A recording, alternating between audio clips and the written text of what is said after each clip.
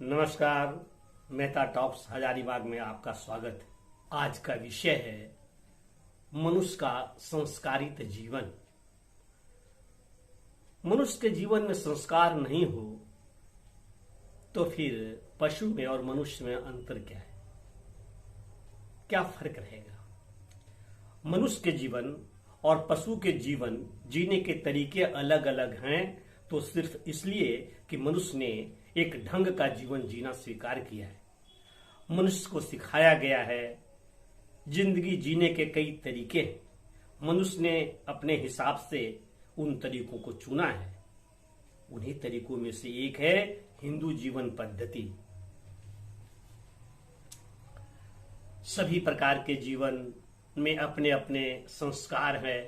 यह संस्कार वह मनुष्य जिस भौगोलिक क्षेत्र में रहता है, जिस आव हवा में रहता है, जिस ऋतु परिवर्तन का प्रभाव में वह जीवन व्यतीत करता है, इस पर निर्भर करता है। अपना संस्कार व्यक्ति यदि धीरे धीरे खोता चला जाता है तो समझिए कि वह पशुत्व की ओर बढ़ता चला जाता है। क्योंकि पशुओं ने अपने लिए किसी भी प्रकार के नियम नहीं बांधे हैं, इन्होंने कोई पद्धति नहीं अपनाई है। यह स्वच्छंद हैं और प्रकृतिस्थ जीवन जीते हैं। इसलिए वे कभी झूठ नहीं बोलते, वे लालच नहीं करते, वे किसी से ईर्ष्या नहीं करते। वे आपस में लड़ते हैं तो लड़ते हैं, नहीं लड़ते हैं तो नहीं लड़ते हैं।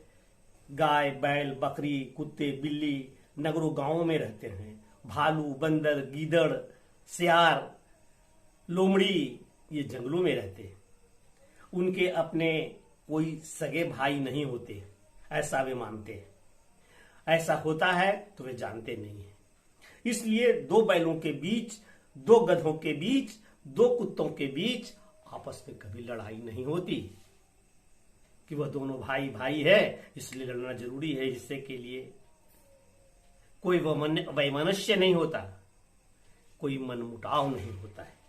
सोच लीजिए, आपने नियम, अनुशासन और संस्कार में रहना स्वीकार किया है।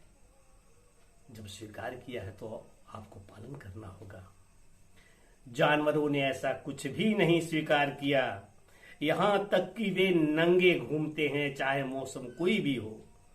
मनुष्य ने पेड़ों की छाल और पत्तों से अपने को ढकना शुरू किया और वो ढकते ढकते परिधान परिष्कृत होते गए, अलंकार का संवर्धन होता गया और व्यक्ति सस्ते सस्ते सजाते सजाते आज आधुनिक जो पोशाक है उसके स्वरूप में आ गया है। पता नहीं चलता है कि फिर से जनजाति स्थिति में लौटे चले जा रहे हैं क्या? कपड़ों की तंगी नहीं है, फिर भी कपड़े तंग। खैर, यह मेरा विषय नहीं है। ईर्ष्या, जलन, प्रतिस्पर्धा, धूर्तता आदि कुटैव जानवरों में तो कदापि नहीं होते हैं, मनुष्यों में होती है। क्योंकि मनुष्यों की आवश्यकता सिर्फ भूख मिटाने की नहीं है, जबकि जानवरों के लिए भोजन के अलावे वस्त्र और आवास की कोई उन्हें चिंता ही नहीं रहती है। और मनुष्य को चाहिए रोटी, कपड़ा और मकान। यदि रोटी, कपड़ा और मकान मिल गया तो उसमें चाहिए धन और धन और धन। क्यों चाहिए धन? तो वो मकान जो है उसको बहुत सजाना है, बहुत संवारना है। इंटीरियर डेकोरेशन, डेकोरेशन 2 मंजिला, 3 मंजिला, 4 मंजिला, लिफ्ट लगाना है, वो बहुत सारी चीजें हैं। क्योंकि उनको अपने वो कितना सुख में रह रहे हैं वह उनको सुख नहीं देता है। मनुष्यों को सुख देता है कि हम पड़ोसी से ज्यादा है या नहीं है, पड़ोसी हमसे कमतर है या नहीं है। और पशुओं में यह भेदभाव नहीं है। मनुष्य सोचता है जब इतना हो गया तो हमारा नाम, हमारा प्रसिद्धि, हमारी शोहरत बढ़ रही है, खूब बढ़ रही है, बहुत बढ़ रही है। बढ़ रही है तो ठीक। मनुष्य इस अधिकार को उचित समझता है कि जिसके बाप की मजबूत सीढ़ी का प्रयोग करके जिस ऊंचाई पर पहुंचा है उस सीढ़ी को तोड़ देता है, क्योंकि जिसके बाप की सीढ़ी का प्रयोग किया है कहीं उसका बेटा भी उसी सीढ़ी का उपयोग करके वो मेरे बराबर ऊंचाई पर तो न कहीं आ जाए। ये मनुष्य में मनुष्यों, आप जिनके साथ रहते हैं, काम करते हैं, परिवार में, परिवार से बाहर, कहीं भी, किसी सामाजिक संस्था या राजनीतिक दल में, तो जरा चाक चौकस रहिए। देखिए, आप जैसा सोच रहे हैं क्या वैसा भी आपके लिए कोई दूसरा तो नहीं सोच रहा है? आपके साथ क्या कर रहा है, आप क्या कर रहे हैं, इन सबों पर विचार कीजिए। किसी दूसरे के साथ क्या हो रहा है यह भी देखिए। तो आइए एक छोटा सा उदाहरण पेश करता हूं।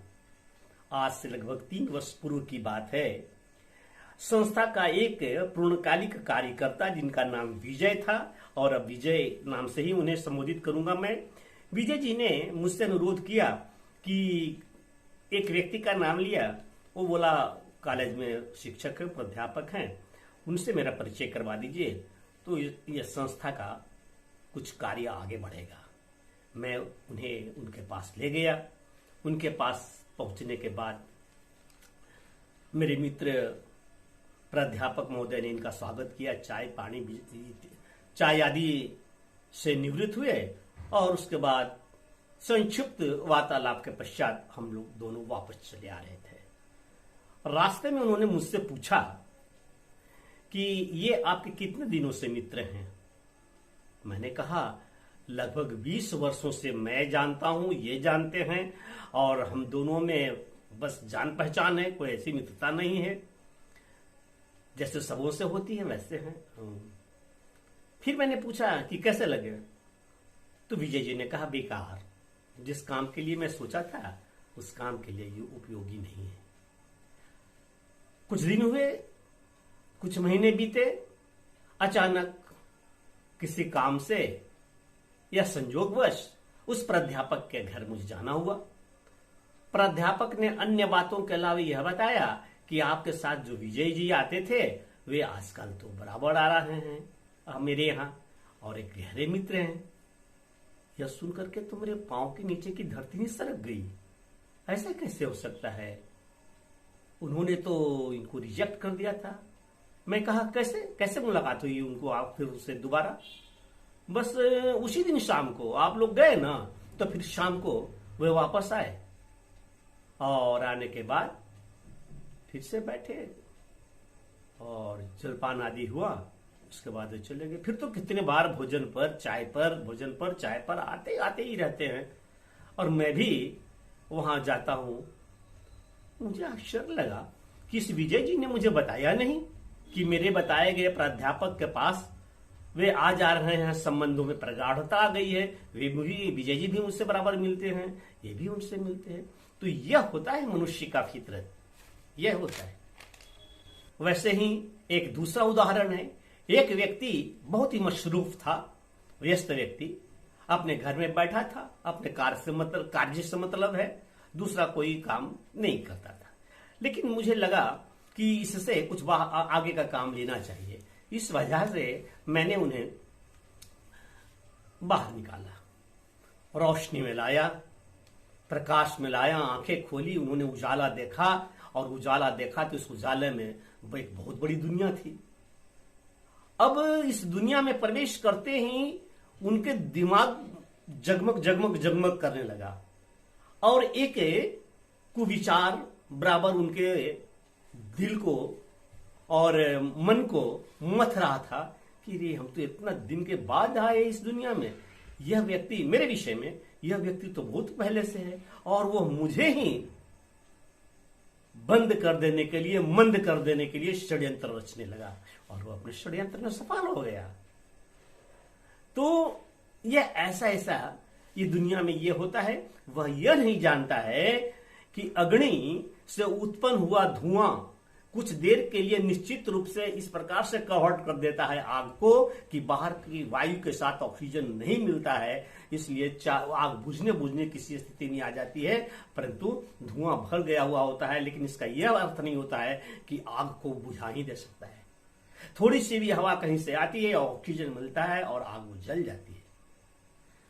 हे मनुष्यों, आप विचार करना कि पशु से आपने श्रेष्ठ रहना है, क्योंकि आपके जीने के लिए कई नियम बने हुए हैं, आपके जीने के लिए कई विधियां हैं, संहिता है। रात्रा के इन दिनों में भगवती हमें सद्बुद्धि दे, आशा है ये मेरे सुभाषिता को प्रभावित किया होगा।